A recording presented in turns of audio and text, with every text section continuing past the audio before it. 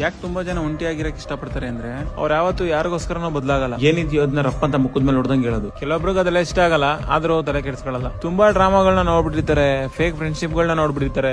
ಯಾರ ಲೈಫ್ ಅಲ್ಲಿ ಹೊಸದಾಗಿ ಬಂದ್ರು ಅಂತ ತುಂಬಾ ಎಕ್ಸೈಟ್ಮೆಂಟ್ ಏನಿರಲ್ಲ, ಹೋದ್ರು ಅಂತ ತಲೆನೂ ಕೆಡಿಸ್ಕೊಳ್ಳಲ್ಲ. ಓವರ್ ಆಲ್ ಏನಪ್ಪಾ ಅಂದ್ರೆ ಅವ್ರಿಗೆಲ್ಲ ಗೊತ್ತಿರುತ್ತೆ, ಬಟ್ ಯಾವ್ದಕ್ಕೂ ರಿಯಾಕ್ಟ್ ಮಾಡಲ್ಲ ಅಷ್ಟೇ. ಅವ್ರಾಯ್ತು, ಅವ್ರ ಕೆಲಸ ಆಯ್ತು, ಅವ್ರ ಪಾಡ್ಗೆ ಅವ್ರು ಇರ್ತಾರೆ. ಯಾರೆಲ್ಲ ಅವ್ರ ಇಷ್ಟ ಬಂದಂಗೆ ಬದುಕ್ತಾ ಇರ್ತಾರೋ ಮತ್ತೆ ಸೆಲ್ಫ್ ರೆಸ್ಪೆಕ್ಟ್ ಅನ್ನೋದು ಜಾಸ್ತಿ ಇರುತ್ತೋ ಆಲ್ಮೋಸ್ಟ್ ಅವರೆಲ್ಲ ಒಂಟಿಯಾಗಿ ಇರ್ತಾರೆ. ನೀವು ಇದೇ ತರ ಆಗಿದ್ರೆ ಎಸ್ ಅಂತ ಕಮೆಂಟ್ ಹಾಕ್ಬಿಡಿ.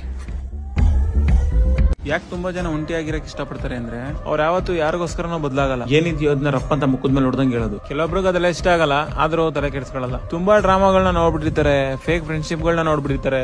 ಯಾರ ಲೈಫ್ ಅಲ್ಲಿ ಹೊಸದಾಗಿ ಬಂದ್ರು ಅಂತ ತುಂಬಾ ಎಕ್ಸೈಟ್ಮೆಂಟ್ ಏನಿರಲ್ಲ, ಹೋದ್ರು ಅಂತ ತಲೆನೂ ಕೆಡಿಸ್ಕೊಳ್ಳಲ್ಲ. ಓವರ್ ಆಲ್ ಏನಪ್ಪಾ ಅಂದ್ರೆ ಅವ್ರಿಗೆಲ್ಲ ಗೊತ್ತಿರುತ್ತೆ, ಬಟ್ ಯಾವ್ದಕ್ಕೂ ರಿಯಾಕ್ಟ್ ಮಾಡಲ್ಲ ಅಷ್ಟೇ. ಅವ್ರಾಯ್ತು, ಅವ್ರ ಕೆಲಸ ಆಯ್ತು, ಅವ್ರ ಪಾಡ್ಗೆ ಅವ್ರು ಇರ್ತಾರೆ. ಯಾರೆಲ್ಲ ಅವ್ರ ಇಷ್ಟ ಬಂದಂಗೆ ಬದುಕ್ತಾ ಇರ್ತಾರೋ ಮತ್ತೆ ಸೆಲ್ಫ್ ರೆಸ್ಪೆಕ್ಟ್ ಅನ್ನೋದು ಜಾಸ್ತಿ ಇರುತ್ತೋ ಆಲ್ಮೋಸ್ಟ್ ಅವರೆಲ್ಲ ಒಂಟಿಯಾಗಿ ಇರ್ತಾರೆ. ನೀವು ಇದೇ ತರ ಆಗಿದ್ರೆ ಎಸ್ ಅಂತ ಕಮೆಂಟ್ ಹಾಕ್ಬಿಡಿ.